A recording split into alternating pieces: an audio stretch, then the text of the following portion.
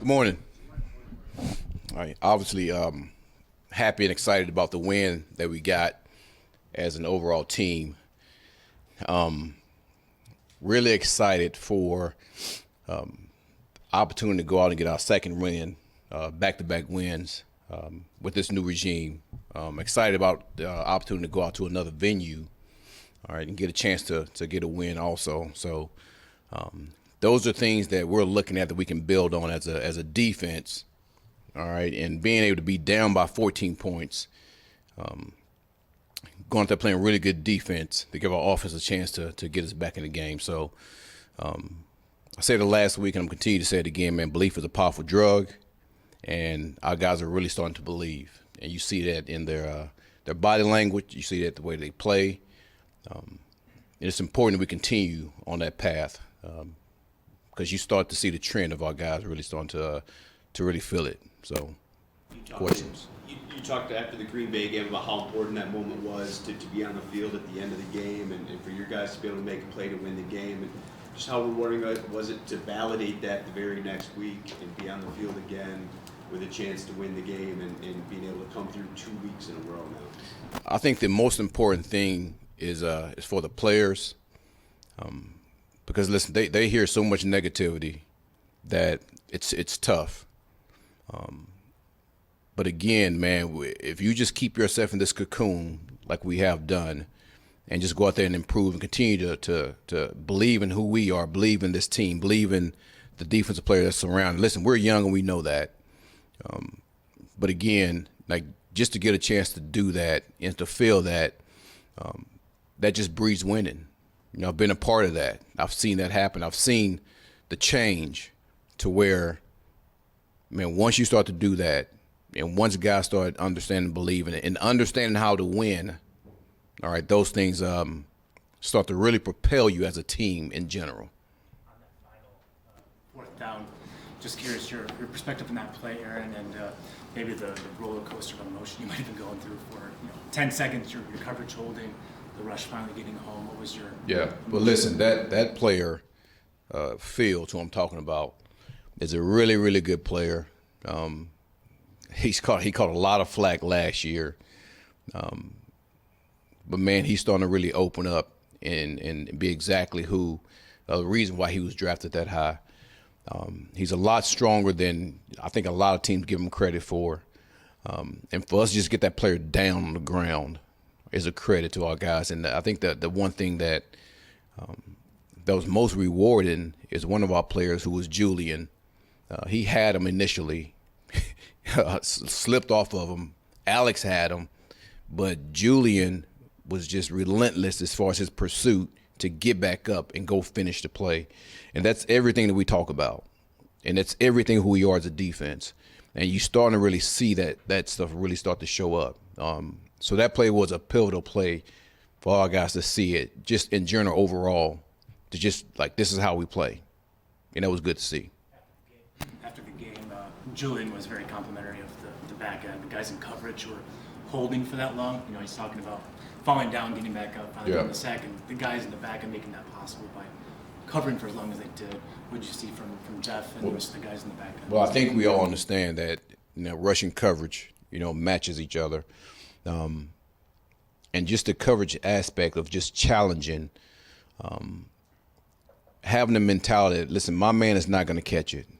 And that's something that's been preached to each and every one of those guys. And listen, I've been hard on those guys, and they know my mentality. They know how I am, and they've been up for the challenge, and it's been showing with those guys. So, just like Julian said, man, it's outstanding to see those two dynamics really just marry up with each other because we're gonna need it. We're gonna need it. We have another mobile quarterback that's coming in, not as mobile as Fields, probably not as strong or built just like Fields, but a good athlete who's able to make some yards as far as scrambling in these unscripted plays is concerned. Julian for a second. I got to talk to him this past week. He said he's taking advantage of his more limited rep count, not in there for every snap.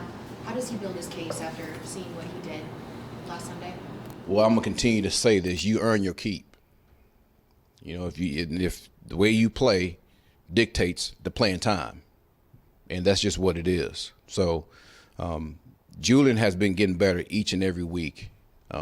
He has some of these soft tissue issues that come up, right, that take him down. But we know how dynamic he is as an athlete, and we're just trying to make sure we marry that up with the physicality part on first and second down and him being able to rush on third down. So we've been looking for that. That's something I've been preaching about him. We've been expecting from him since training camp, and that's not going to change. I'm not going to waver in that because I know how good of an athlete he is.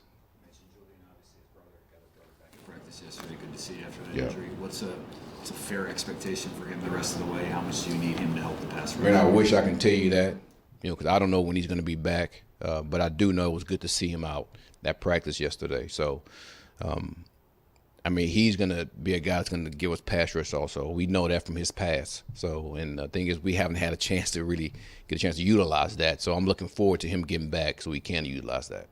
Spending more time with the secondary the last couple of weeks. What have you learned about that group? They're young. They're very young, but they're hungry. And there's an understanding of what it takes to be a good secondary. And I'm going to continue to push those guys. With Jeff, I mean, his ability to go out there and cover and compete one-on-one. Kirby, his ability to get the ball back for us. There's some things that he has to improve on. He knows that. Deshaun got hurt last week, but he's a guy that does a really good job in the paint. All right, as far as making tackles and playing out on the edge. Then you have Mike Hughes and Jerry. Good to have Jerry back. I mean, he's a dog. And excited to have that player back and get him more playing time. And then Mike Hughes, getting a chance to play him at nickel, getting a chance to play him outside. So all those guys, all right, they understand exactly what we're trying to accomplish. They understand exactly how the rush and the coverage marries each other. And we got to continue to improve, all right, because we had some issues back there that we shouldn't have had.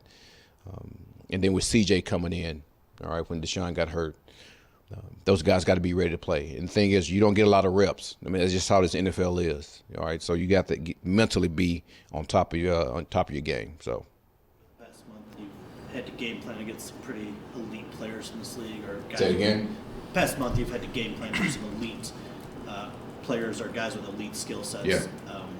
This week, it's another one with Saquon. So, what sets him aside from or apart from other backs in this league that makes him such a challenge to defend? I would say this first. Every week, you dealing with really, really good players. And the thing they want you to do for the most part is understand exactly who are the elite players and what do they do best and how can you neutralize them and how can you make them play left-handed. It's harder done than me sitting here saying it. But, man, you talk about vision.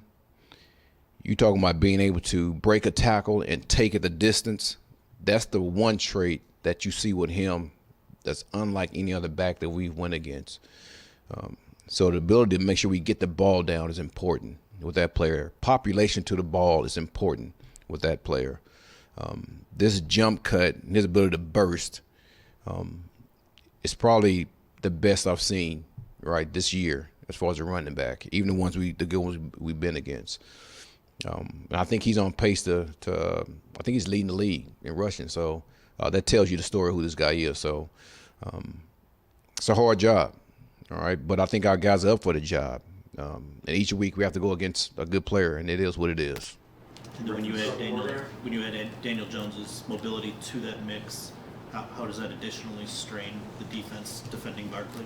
Man, it's the nature of this league now. I mean, everybody wants a quarterback that has a chance to make some things done with their legs. And again, he's not Fields, but he's a capable, mobile quarterback. So we just have to make sure we're good on these quarterback run plays that they give him. And again, we got to tackle. We got to tackle. What's Bugs been for you in the middle there? Bugs is one of the funnier guys on the team. Really good personality. Tough as nails, constrained. Exactly what we need with our interior guys. And I think he's showing Aleem actually, how to actually get that done. Aleem could do it, but Bugs has a history of doing that. So just him and his professionalism as far as, man, how do you play D-line? How do you strain? How do you come out your hips? How do you shoot your hands? Things like that, because he come from that system. That's really what my background is. He's able to show that to the other D linemen. So he's been a really, really good addition for us. And I think he's in a really good place right now being here in Detroit.